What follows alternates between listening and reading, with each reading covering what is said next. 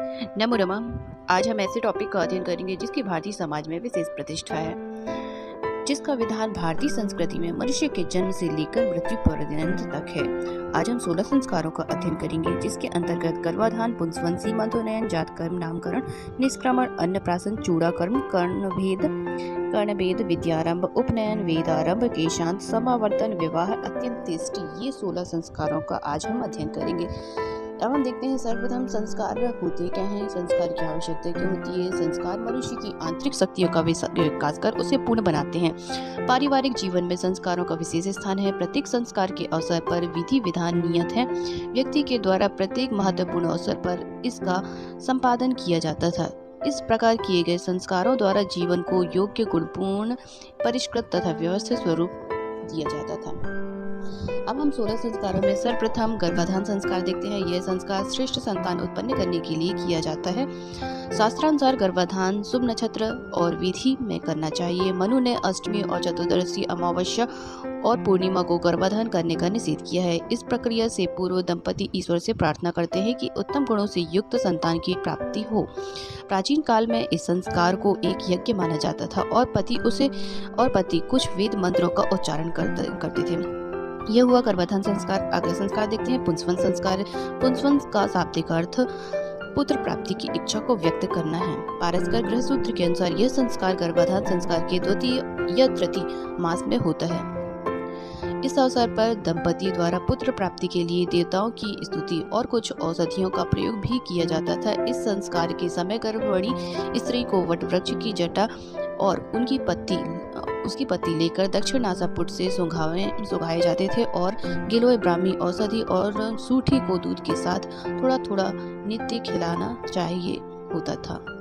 यह हुआ पुंसवन संस्कार। अब देखते हैं अगला संस्कार सीमंतोन्नयन संस्कार।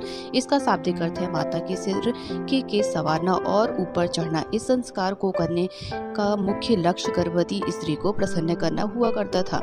इस अवसर पर इष्टजन एकत्र होकर बाजे बजाते थे और सब मिलकर अच्छी संतति हेतु ईश्वर से प्रार्थना करते थे। इस संस्कार के बाद गर्भिणी को शारीरिक श्रम से वर्जित करके शांति और सुविधा का वातावरण प्रदान किया जाता था, ताकि वह शारीरिक और मानसिक स्वास्थ्य लाभ प्राप्त कर सके। अगला संस्कार है जातकर्म संस्कार।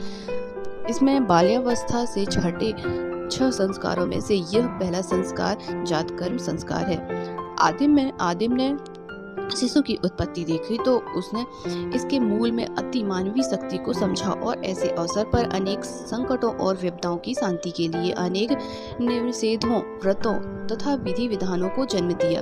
प्रसव के लिए तैयारियां 1 माह पूर्व से ही प्रारंभ कर दी जाती थी। उस समय अनेक अन्य अनुभवी स्त्रियां भी उसके साथ रहती थीं। स्वर्ण, घी और मधु का ग्रहोक्त मंत्रों से नवोत्पन्न शिशु का प्राशन कराया जाता था। अगला संस्कार देखते हैं नामकरण संस्कार। हिंदू संस्कृति में इस संस्कार को बहुत महत्व देते थे और समारोह पूर्वक करते थे। पारस्कर गृह सूत्र के अनुसार नामकरण 10वीं और 12वीं रात्रि बीतने के अनंतर किया जाता था। इसमें पिता ही बालक का 11वें दिन सुंदर नामकरण करे, ऐसा होता था। मनुस्मृति के अनुसार नाम सार्थक होना चाहिए। बालक के नाम में अक्षरों की संख्या सम और बालिका के नाम के अक्षरों की संख्या विषम होनी चाहिए। स्त्रियों का नाम सुखपूर्वक उच्चारण करने योग्य और स्पष्ट अर्थ वाला होना चाहिए। अब देखते हैं अगला संस्कार निष्क्रमण संस्कार। इस अवसर पर संतान को जन्म के बाद पहली बार घर से बाहर निकाला जाता था। यह संस्कार चौथे मास में होता था। एक निश्चित मांगलिक तिथि को पूजन पाठ के बाद संतान को प्राकृतिक वातावरण अर्थात उद्यान में लाया जाता था। शिशु को माता की गोद में देकर उसे सूर्य का दर्शन कराया जाता था। कभी कभी तीसरे महीने सूर्य का और चौथे महीने चंद्रमा का दर्शन कराया जाने की व्यवस्था थी। अगला संस्कार देखते हैं अन्नप्राशन संस्कार। यह संस्कार शिशु के 6ठे मास में प्रवेश करने के समय किया जाता है। जन्म से लेकर पूरे 5 महीने तक शिशु को केवल दूध पर रखा जाता है। छठे मास में इस संस्कार के द्वारा उसे अन्न दिया जाता है। इस संस्कार में होम, प्रार्थना और बच्चे के मसूड़े में शहद, दूध, दही, भात के स्पर्श कराने की क्रिया है। अगला संस्कार देखते हैं चूड़ाकर्म संस्कार। इसे केश छेदन संस्कार भी कहते हैं। चूड़ाकर्म और चौल संस्कार को आजकल मुंडन या जड़ूला उतारना भी कहते हैं। जूड़ा का अर्थ शिखा है। मुंडन के पश्चात केवल शिखा भर ही शेष रह जाती है। धर्मशास्त्रों के अनुसार संस्कारी व्यक्ति के लिए दीर्घ आयु, सौंदर्य और कल्याण की प्राप्ति ही संस्कार का प्रमुख प्रयोजन माना जाता था। लोगों का विचार था कि चूड़ा कर्म न करने से आयु का ह्रास होता है, अतः प्रत्येक दशा में यह संस्कार अवश्य संपन्न किया जाना चाहिए। अगला संस्कार उपनयन संस्कार। यह संस्कार सर्वाधिक महत्वपूर्ण माना जाता है। इसे यज्ञोपवीत संस्कार भी कहते हैं। 3 वर्णों के बालकों के लिए इस संस्कार की आयु और विधान भिन्न भिन्न है। पारस्कर और आशुलायन गृहसूत्र के अनुसार ब्राह्मण के बालक का उपनयन 8वें वर्ष में, क्षत्रिय बालक का 11वें वर्ष में और वैश्य के बालक का 12वें वर्ष में करने का आदेश है।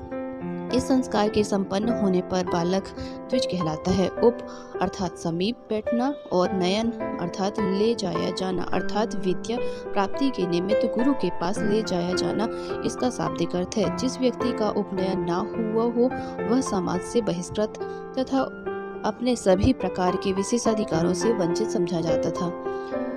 अगला संस्कार देखते हैं कर्णभेद संस्कार। यह संस्कार 3रे और 5वें वर्ष में किया जाता है। कानों के बीधने से अनेक रोगों की रक्षा होना सुश्रुत संहिता में वर्णित है। अगला संस्कार विद्यारंभ संस्कार। शिशु के मस्तिष्क की शिक्षा ग्रहण करने योग्य हो जाने पर उसको शिक्षा का आरंभ विद्यारंभ संस्कार के साथ किया जाता था। उसे अक्षर सिखाए जाते थे। अगला संस्कार वेदारंभ संस्कार। गायत्री मंत्र से लेकर सांगोपांग वेदों के अध्ययन करने के लिए जो नियम धारण किया जाता है उसे वेदारंभ संस्कार कहते हैं। प्राचीन काल में यह संस्कार नहीं किया जाता था क्योंकि उपनयन संस्कार के साथ ही बालक का वेदाध्ययन भी प्रारंभ हो जाता था।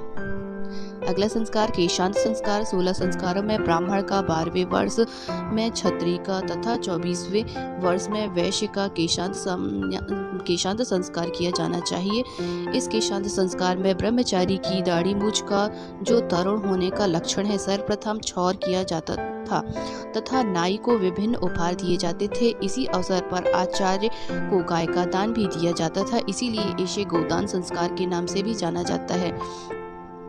अगला संस्कार देखते हैं समावर्तन संस्कार। यह शिक्षा समाप्ति के बाद होने वाला संस्कार है। ब्रह्मचर्य आश्रम शिक्षा ग्रहण करने की अवधि थी। इसके बाद समावर्तन या स्नान संस्कार होता था। समावर्तन का शाब्दिक अर्थ है गुरुकुल से शिक्षा ग्रहण करने के बाद घर की ओर लौटना। इस अवसर पर स्नातक आचार्य का आशीर्वाद प्राप्त करके घर लौटकर गृहस्थ आश्रम में प्रवेश करता था। अगला संस्कार विवाह संस्कार। यह संस्कार समस्त संस्कारों में गौरवशाली व महत्वपूर्ण माना जाता है। इस संस्कार द्वारा ब्रह्मचर्य गृहस्थ आश्रम में प्रवेश करता है। यहाँ से व्यक्ति का सामाजिकरण होकर उसे उत्तरदायित्व पूर्ण व्यक्तित्व का आरंभ होता है। इस संस्कार में स्त्री पुरुष को पुनीत बंधन में बांधा जाता है। अगला संस्कार देखते हैं अंत्येष्टि संस्कार।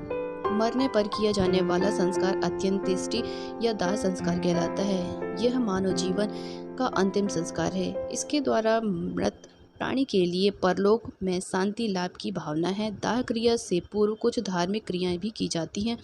बांस की अर्थी पर शव के साथ यात्रा में मृतक के सगे संबंधी अशौच में रहते थे। शुद्धि के बाद शांति और श्राद्ध की क्रिया की जाती थी। मत्स्य पुराण में 3 प्रकार की अंत्येष्टि क्रिया का वर्णन किया गया है। शव को गड़ाना, जलाना और या फेंकना। मनु ने 2 वर्ष से कम आयु के बालकों को भूमि में गाड़ देना और उससे बड़ी आयु के बालक को जल में डालने का विधान बताया है। ये हुआ 16 संस्कार। धन्यवाद।